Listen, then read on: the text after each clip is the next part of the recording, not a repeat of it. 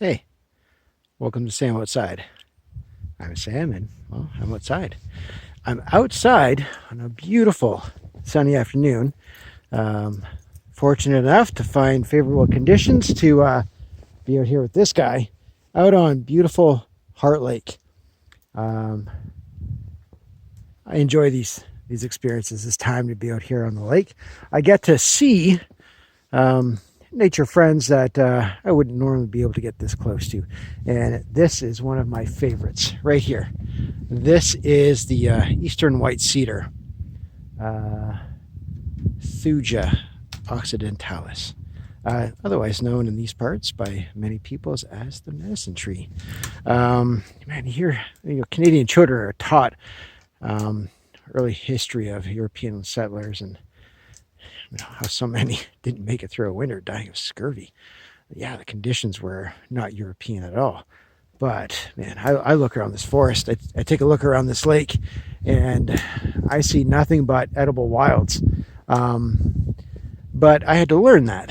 And, with sharings, with access to information, with a willingness to learn, yeah, and my grandmother that taught me what I could, what I should, how much, when, and the cedar tree, the medicine tree. So many parts of it are so very useful, from the roots to the outer bark to the inner bark to the wood to the cones to the seeds to the hardened scales to the fresh fronds. It's an ancient tree. I mean, it's actually unlike any other evolved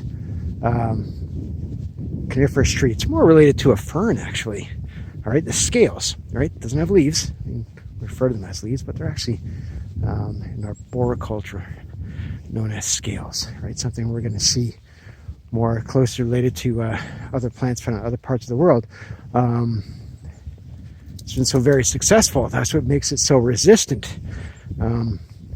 We recognize now that in construction, it's the cedar that is resistant to mold, mildew, right? And earlier peoples understood that same chemistry in the tree had different medicinal purposes. The inner pith could be dried and ground into flour in the Eastern White Cedar, and the outer pith, the bark, could be mashed and used for diapers, sanitary napkins, pillowing, mattresses, that sort of thing. The wood used aromatic features, but making a tincture,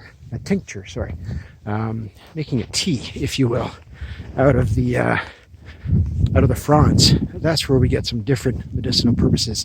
But unlike other coniferous trees, there is some need for caution. The same medicinal purposes in that cedar tea that would treat respiratory ailments, right? Anything with a cough, sore throat, that sort of stuff. Just an explosion of vitamin C. It's that chemistry, if it's left for too long, if you're getting something that's been steeped way too long, the concentration of that, I believe it's pronounced thujone, that chemical, it's also found in banned alcohols like absinthe, and it's got a neurotoxin in it that drops blood pressure to a dangerous level. So, I enjoy making teas with pine and spruce, balsam, hemlock, cedar. You can't even tell you're making a tea. It doesn't really change the color. It's warm water with a cedar taste, but that one is best to not let steep too long. A couple minutes. Don't boil your water too much. Don't let it deoxygenate. But yeah, if you want an explosion of tea, there's so much vitamin C in each and every one of these green fronds growing out here on the lake. There's no need for anyone to suffer scurvy. Even chewing on the the young bark, all right, provides sustenance.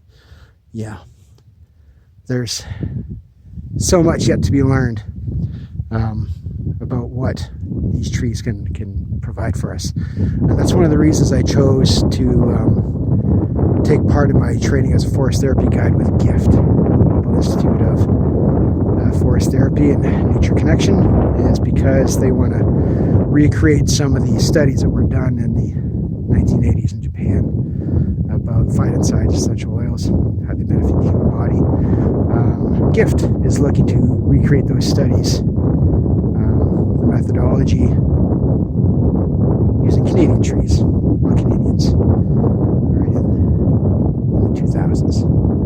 And let's see what's more potent, what's less potent, what's more effective, what's less effective. We're still learning about how the human brain connected to the human heart works, and nature is a big part of that. We need to reconnect. I am grateful that I live in a part of the world where I can access and find Eastern White Cedar. I hope to share more about what I've learned about our other coniferous friends, about other trees, and how they all differ and at the same time benefit us. Thank you very much for watching. I appreciate you. Take care. Bye.